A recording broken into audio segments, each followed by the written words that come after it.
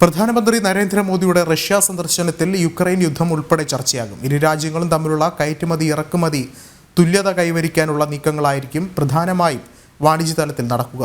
പ്രതിരോധ ഘടകങ്ങൾ ഭാരതത്തിൽ ഉൽപ്പാദിപ്പിക്കുന്നത് സംബന്ധിച്ചും ഇരു നേതാക്കളും ചർച്ച നടത്തും.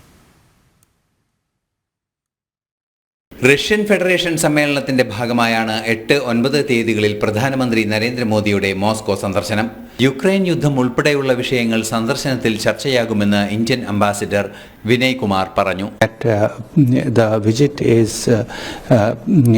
in the framework of our annual exchange of presidential and prime minister visit that we have annual summits, and so the context is bilateral, but certainly global issues including this war that you mentioned will be discussed, and the leaders will exchange their views and their perspective on these developments. പ്രതിരോധ സാമഗ്രികൾ Russian സഹകരണത്തോടെ ഭാരതത്തിൽ ഉത്പാദിപ്പിക്കുന്നത് സംബന്ധിച്ചും ചർച്ച നടക്കും. വാണിജ്യ രംഗത്ത് തുല്യത കൈവരിക്കുന്നതിനുള്ള നീക്കങ്ങൾക്കായിരിക്കും ഇരു രാജ്യങ്ങളും തമ്മിലുള്ള ചർച്ചയിൽ ഭാരതം പ്രാധാന്യം നൽകുക.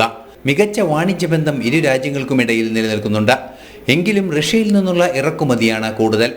$65 ബില്യൺ വാണിജ്യ ഇടപാടുകളാണ് ഇരു രാജ്യങ്ങളും തമ്മിൽ നടക്കുന്നത്.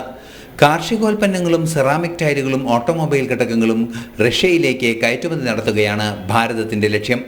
ആർട്ടിക് സമുദ്രമേഖലയിലൂടെ പുതിയ കടൽ യാത്രാ മാർഗം തുറക്കുന്നത് സംബന്ധിച്ചും ചർച്ചകൾ നടക്കുന്നുണ്ട്. ഇന്റർനാഷണൽ ഡെസ്ക്, ജനം.